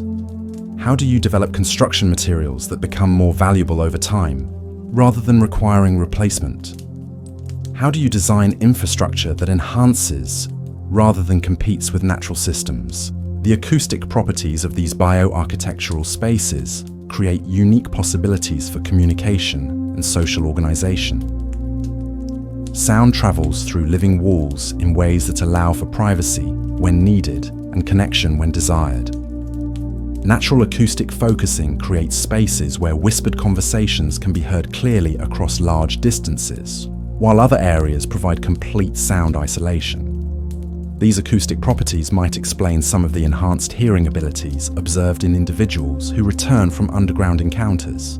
Exposure to bioarchitectural spaces could train the human auditory system to process sound information more efficiently, developing sensitivity to frequencies and patterns that aren't normally detected by surface dwellers. The atmospheric conditions within bioarchitectural structures would be precisely controlled through biological processes rather than mechanical ventilation systems. Living walls that absorb carbon dioxide and produce oxygen at rates that maintain optimal atmospheric composition. Humidity regulation through plant-like systems that respond to occupant needs automatically. Temperature control through biological processes that generate or absorb heat as required. Inhabitants of such spaces would experience air quality that surpasses anything achievable through surface technologies. The biological air processing systems would remove not just obvious pollutants, but subtle toxins and atmospheric imbalances that surface dwellers don't even recognize as problems. The result could be enhanced health, increased longevity, and cognitive capabilities that operate more efficiently in optimized atmospheric conditions. The psychological effects of living within bioarchitectural environments might be even more significant than the physical benefits. Spaces that respond to occupant needs, walls that pulse gently with living rhythms, lighting that adapts automatically to circadian cycles and emotional states. The stress reduction and mental clarity that would result from such environments could contribute to the enhanced decision-making abilities observed in returnees. But bioarchitecture represents just one aspect of underground technological integration. The transportation systems that connect these living buildings might operate on principles that combine biological and mechanical elements in ways we haven't imagined. Tubes that contract and expand to propel passengers, guided by biological sensing systems that respond to destination intentions rather than mechanical controls. Such transportation networks could span continents, allowing rapid movement between underground communities without the environmental impact or energy requirements of surface transportation systems. The biological components would maintain themselves, adapt to changing conditions, and improve efficiency over time through evolutionary processes guided by intelligent design. The manufacturing capabilities of bio-integrated underground civilizations would operate on principles that eliminate waste entirely. Every byproduct of one process becomes input for another, creating closed-loop systems where nothing is discarded and everything has value. Materials that are grown rather than mined, shaped through biological processes rather than mechanical force, designed to integrate perfectly with living systems rather than competing with them. The timescales over which such bioarchitectural systems could develop and refine themselves stretch far beyond anything achievable through conventional construction. Living buildings that evolve over centuries, becoming more sophisticated and efficient with each generation. Infrastructure that learns from experience, adapting to the needs of inhabitants while maintaining optimal environmental integration. The social organization required to develop and maintain bioarchitectural civilizations would necessarily emphasize cooperation and long-term thinking over competition and immediate gratification. Communities that think in terms of centuries rather than years, that prioritize the health of integrated systems over the advantage of individual components, that understand their role as partners with rather than masters of their built environment. This philosophical approach to construction and habitation could explain some of the enhanced social capabilities observed in returnees. Exposure to bioarchitectural environments and the social systems they require could provide models for cooperation and sustainability that transform how individuals understand their relationship with both built and natural environments. The integration of consciousness with bioarchitectural systems opens even more profound possibilities. Buildings that respond not just to physical needs, but to emotional and psychological states. Environments that facilitate specific types of mental activity, enhance creativity, promote healing, or support deep contemplation based on the requirements of inhabitants. The boundary between occupant and habitat becomes fluid in such systems. Individuals might develop symbiotic relationships with their living buildings, contributing biological and psychological inputs while receiving environmental support that enhances every aspect of their existence. The result could be human development that reaches potentials impossible in conventional surface environments. Recent satellite thermal imaging has detected signatures that suggest bioarchitectural systems operating near the surface in remote locations around the world. Heat patterns that fluctuate in ways consistent with biological rather than mechanical processes. Temperature distributions that suggest living systems managing environmental conditions across areas the size of small cities. These thermal signatures often appear in regions where indigenous peoples have traditional stories about living mountains or breathing rocks, places where the Earth itself is described as alive and responsive to human presence. What surface cultures interpreted as metaphorical or spiritual concepts might actually be accurate descriptions of bioarchitectural systems that integrate so completely with natural landscapes they appear to be geological features. The archaeological implications are profound. If bioarchitectural systems have been operating for thousands of years, they could explain some of the most puzzling aspects of ancient construction. Massive stone structures that show no signs of tool marks, perfectly fitted joints that seem to have been formed through growth rather than cutting, building techniques that appear to work with stone as if it were a living cooperative material. Underground civilizations with mastery of bioarchitecture could have assisted surface communities in creating monuments that demonstrate their technological principles while remaining hidden from casual observation. The great stone structures that puzzle modern engineers might represent collaborative projects between surface and underground builders, using techniques that combine conventional construction with bioarchitectural enhancement. The longevity of such collaborative structures would far exceed anything built through conventional means.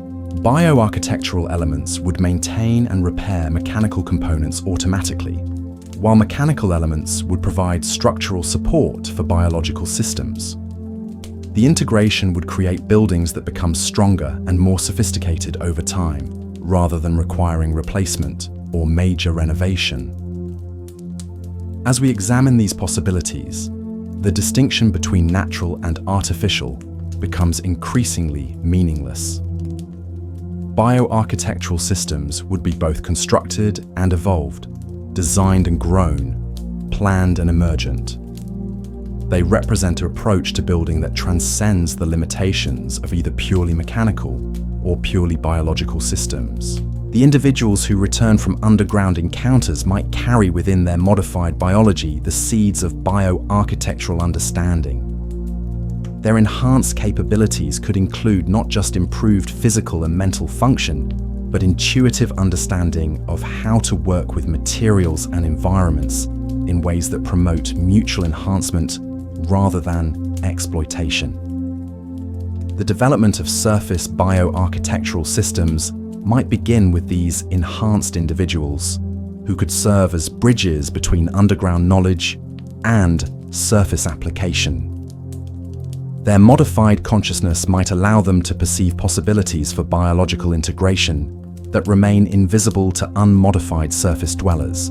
The transformation could begin subtly, with small modifications to existing buildings that incorporate living elements in ways that improve function while remaining unobtrusive.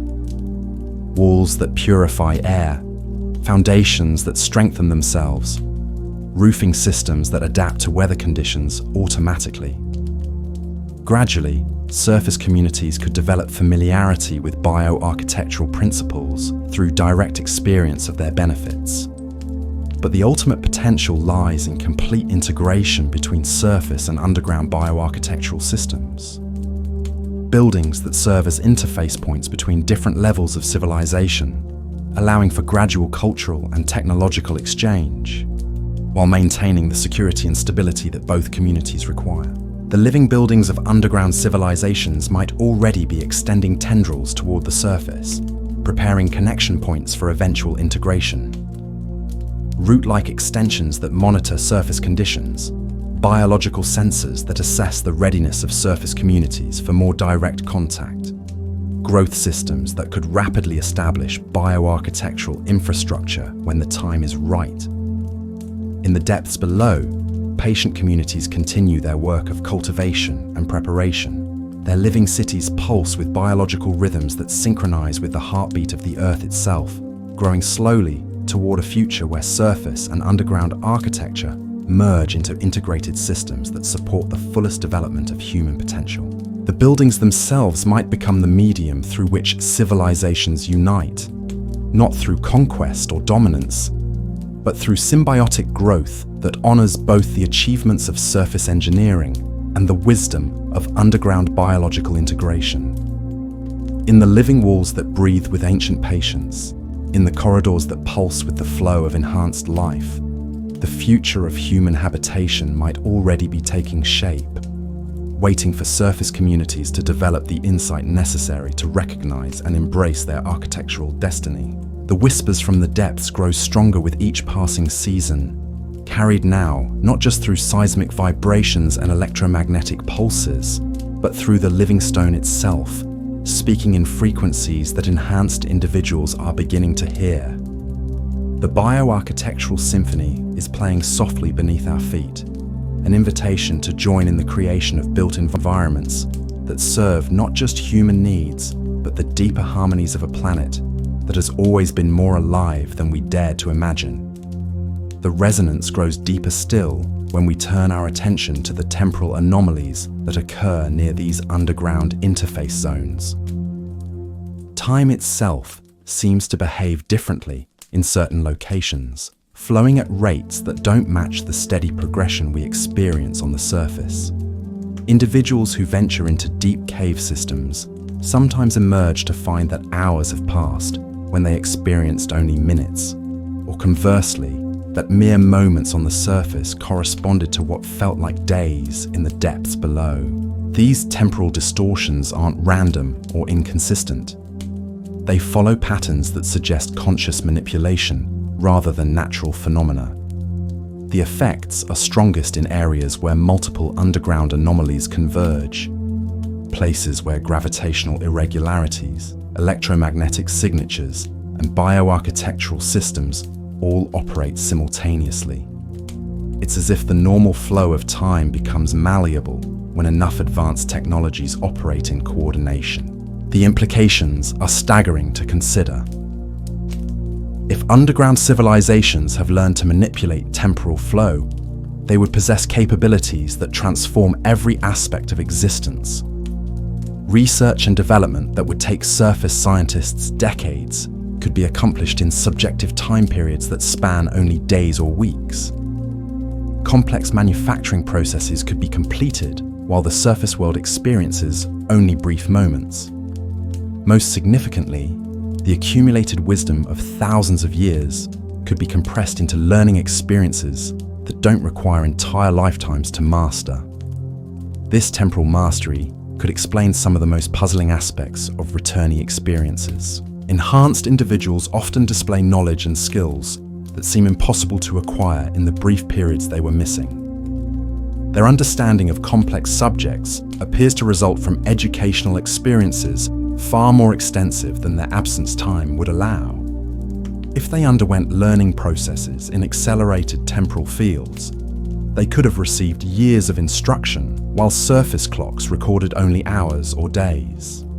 The technologies required for temporal manipulation would necessarily operate on principles that integrate consciousness with physical processes in ways surface science is only beginning to glimpse. Time perception isn't just a mechanical phenomenon. It's intimately connected to awareness, attention, and the biological rhythms that govern neural processing. Advanced civilizations that understand these connections could develop technologies that modify temporal experience through consciousness enhancement, rather than crude manipulation of space-time geometry. The biological modifications observed in returnees might include neural adaptations that allow them to function effectively across different temporal flow rates. Their enhanced cognitive capabilities could result partly from brain modifications that process information more efficiently, effectively creating subjective time dilation even in normal surface conditions. They might experience more thoughts, perceptions, and insights in standard time periods than unmodified individuals. But temporal manipulation would serve purposes beyond individual enhancement. Underground civilizations operating on geological timescales would need ways to coordinate with surface communities that operate on much shorter cycles. Temporal interface technologies could allow for communication and collaboration between communities that normally exist at completely different paces of development and decision-making. The careful timing of contact events, the precision with which enhanced individuals are returned to surface communities, the coordination of underground activities with surface developments. All of this suggests temporal planning capabilities that operate across scales we can barely comprehend. Underground civilizations might be orchestrating events that unfold over centuries of surface time, while requiring only brief periods of their accelerated temporal experience. Recent analysis of atomic clock variations near underground anomaly sites has revealed fluctuations that don't match any known physical phenomena. These aren't random timing errors, but systematic variations that follow patterns suggesting external influence on the fundamental processes that govern temporal measurement. The variations are subtle enough to escape casual detection, but consistent enough to indicate technologies that can modify the basic rate at which time flows in localized areas. The energy requirements for such temporal manipulation would be enormous by surface standards, but underground civilizations with unlimited geothermal resources and thousands of years to develop efficiency could have created systems where temporal modification becomes as routine as adjusting lighting or temperature. What seems impossible to surface communities might be mundane infrastructure for civilizations that have had millennia to perfect their understanding of time's malleable nature. The social implications of temporal mastery extend far beyond individual enhancement or technological capability. Communities that can experience extended time periods for reflection, planning, and development, while synchronizing with external events as needed, would develop wisdom and perspective impossible to achieve through normal temporal experience. Their decision-making processes could incorporate vast amounts of consideration and analysis while responding to changing conditions in what appears to be real time. This temporal advantage could explain the apparent prescience demonstrated by underground civilizations in their interactions with surface communities. Their ability to anticipate surface developments, to position resources and information precisely when needed, to time interventions for maximum effectiveness. These capabilities might result from temporal technologies that allow them to experience and analyze extended probability scenarios before committing to specific actions. The philosophical implications challenge our fundamental understanding of existence itself. If time can be modified through technological means, then the linear progression from past to future that governs surface experience might be just one possible relationship with temporal flow. Underground civilizations might inhabit temporal landscapes where past, present, and future exist as navigable dimensions rather than fixed sequences. This expanded temporal awareness could fundamentally transform how consciousness relates to existence. Instead of being trapped in the narrow slice of the present moment, enhanced individuals might develop awareness that spans extended temporal ranges, allowing them to perceive the consequences of actions across timescales that encompass multiple generations of surface development. The returnees who display enhanced decision-making abilities might be operating with this expanded temporal awareness, making choices based on perception of long-term consequences that remain invisible to surface dwellers trapped in linear time experience. Their apparent wisdom might result from access to information about probable futures that allows them to select actions that optimize outcomes across extended temporal horizons. But the most profound possibility is that temporal manipulation might be the key to eventual integration between surface and underground civilizations. Communities operating at vastly different developmental paces could find common ground through technologies that allow flexible temporal synchronization. Surface individuals could experience accelerated learning and development that prepares them for integration with underground knowledge, while underground communities could synchronize their activities with surface timescales when direct interaction becomes necessary. The temporal interface zones where these technologies operate might already be expanding, creating more opportunities for surface individuals to experience modified time flow. The increasing reports of temporal anomalies in cave systems, the growing number of individuals who return with enhanced capabilities, the accelerating pace of contact events, all might indicate that underground civilizations are gradually preparing surface communities for broader access to temporal manipulation technologies. Recent quantum physics research has begun to suggest theoretical frameworks that could support technological temporal manipulation. The relationship between consciousness and quantum mechanics, the role of observation in determining reality, the possibility that time itself might be more fundamental than previously assumed. These emerging scientific concepts create space for understanding temporal technologies that once seemed impossible. The development of surface technologies that interface with underground temporal systems might begin with individuals who have been enhanced through contact experiences. Their modified neural capabilities could allow them to perceive and interact with temporal fields that remain undetectable to conventional surface instrumentation. They might serve as bridges between surface scientific investigation and underground temporal mastery. But access to temporal manipulation would require demonstrated wisdom and responsibility, far exceeding anything currently displayed by surface civilizations. The ability to modify time flow could be misused in ways that cause devastating consequences across multiple timelines. Underground civilizations would necessarily maintain careful control over who gains access to temporal technologies and under what conditions such access might be granted. The gradual expansion of temporal interface zones might represent a testing process, allowing underground civilizations to evaluate how surface individuals respond to modified temporal experience. Those who demonstrate appropriate understanding and restraint might gain access to more extensive temporal capabilities, while those who show signs of potential misuse might find their temporal experiences limited or terminated. The ultimate goal might be the development of integrated temporal communities where surface and underground civilizations can operate together across multiple time flow rates simultaneously. Individuals could move between accelerated learning environments and normal time implementation phases, optimizing both knowledge acquisition and practical application. Communities could experience extended periods for planning and reflection while maintaining responsiveness to rapidly changing external conditions. The biological and technological infrastructure required to support such temporal integration would represent the merger of underground bioarchitectural systems with surface mechanical technologies. Living buildings that can modify temporal flow based on occupant needs. Transportation systems that synchronize different temporal zones. Communication networks that allow coordination across variable time rates. The enhanced individuals who return from underground encounters might carry within their modified biology the seeds of temporal awareness that could gradually spread through surface populations.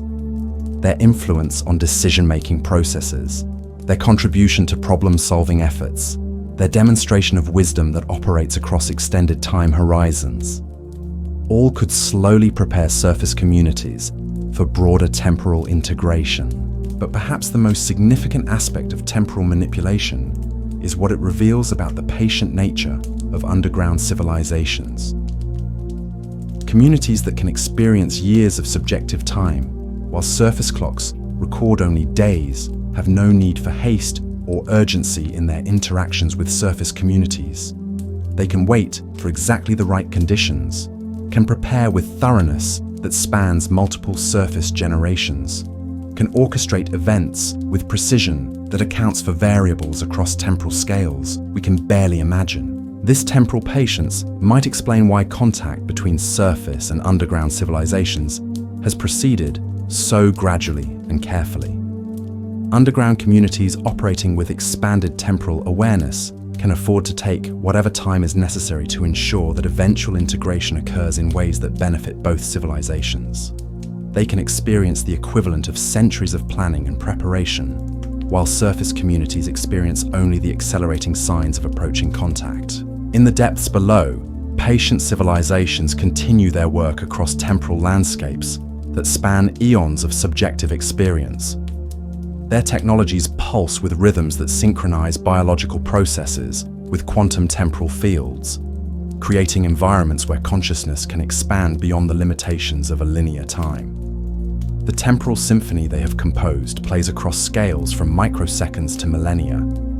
weaving together past achievements and future possibilities into present moments of unprecedented richness and potential. The time may be approaching when surface communities develop sufficient wisdom to handle temporal technologies responsibly. When that moment arrives, it might unfold across subjective timescales that allow both civilizations to experience the integration process with the depth and thoroughness it deserves.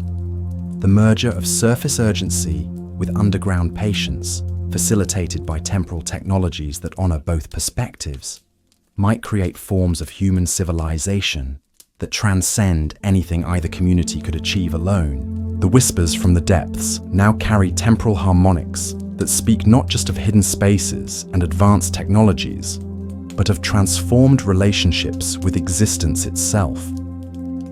In the temporal interface zones where past and future converge into expanded presence, the true scope of human potential might finally be revealed to communities ready to embrace their destiny as conscious participants in time's deepest mysteries. The convergence reaches its crescendo when we examine the consciousness fields that appear to operate in these temporal interface zones.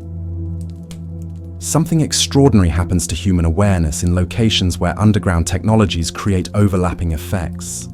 Gravitational anomalies, electromagnetic signatures, bioarchitectural systems, and temporal distortions, all working in harmony. The boundaries of individual consciousness begin to dissolve, replaced by something far more expansive and interconnected. Individuals who spend extended time in these zones report experiences that challenge our fundamental understanding of what it means to be human. They describe moments of expanded awareness, where they could perceive the thoughts and emotions of others with crystal clarity. Instances where they accessed knowledge that existed outside their personal experience, drawing from what seemed to be vast reservoirs of accumulated wisdom. Most remarkably, they report periods where their consciousness seemed to merge with larger collective intelligences that operate on scales beyond individual human comprehension. These aren't hallucinations or psychological breaks from reality. Medical monitoring of individuals in consciousness field zones reveals measurable changes in brain activity that correspond precisely with their reported experiences, neural synchronization patterns that normally require years of meditation practice to achieve, brainwave harmonics that suggest information processing capabilities far exceeding normal human ranges. Most intriguingly, quantum coherence signatures in neural tissue that indicate consciousness operating according to principles we're only beginning to understand. The implications transform everything we thought we knew about human potential. If consciousness can be enhanced through technological means to access collective intelligence networks, then individual human awareness might be just the most basic level of a much more complex system.